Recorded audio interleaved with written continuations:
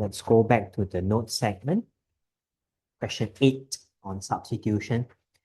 There are certain techniques that I think we should be familiar with, for which those two examples here will show.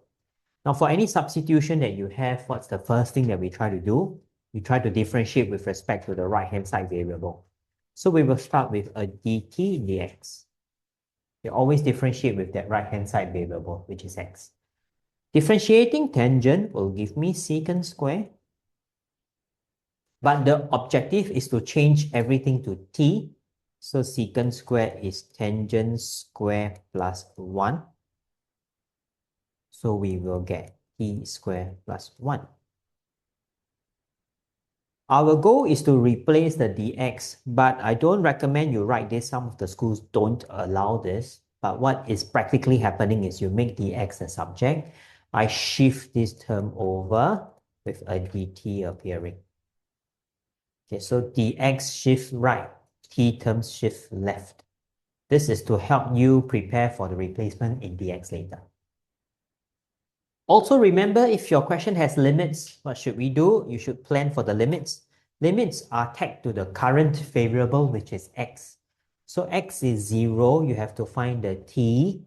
So t will be tangent 0, which is still 0. We do the same for the other variable. It's pi over 3. My t will be tangent pi over 3, which is root 3.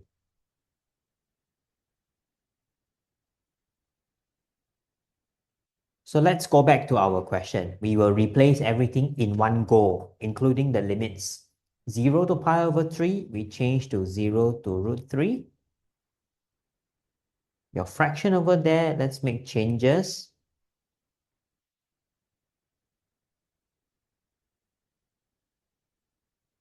Cos square, you don't know what's cos square in terms of t. So for questions with trigo, it's very likely that we will have to draw in a right angle triangle.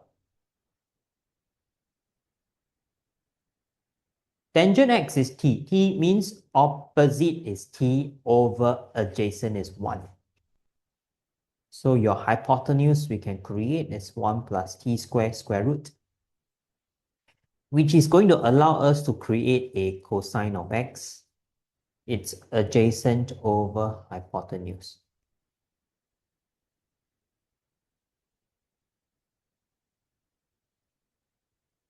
If this is cos x, what is cos square x? So we put that back in. I remove the square roots.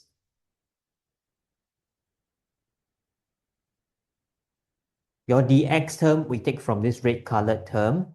So I get 1 over t squared plus 1 dt.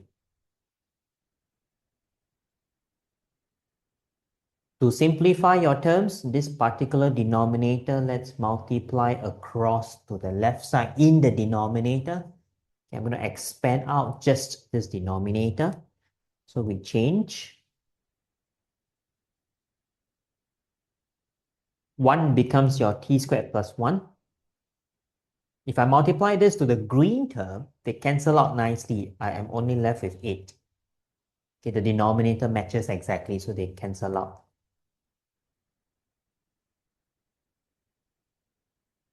We will reach a very nice structure in the denominator. 1 plus 8 is 9. So this will give you 3 squared plus t squared. This is the format for tangent inverse integration. A squared plus x squared. Okay, hence, we will get 1 over a tangent inverse x over a.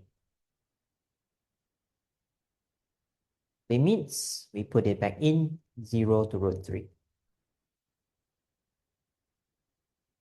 Okay, very common for integration questions for you to have trigo, and with trigo, sometimes you will need a right angle triangle. Okay, so just prepare to draw this if you need to convert any sine, cosine, tangents.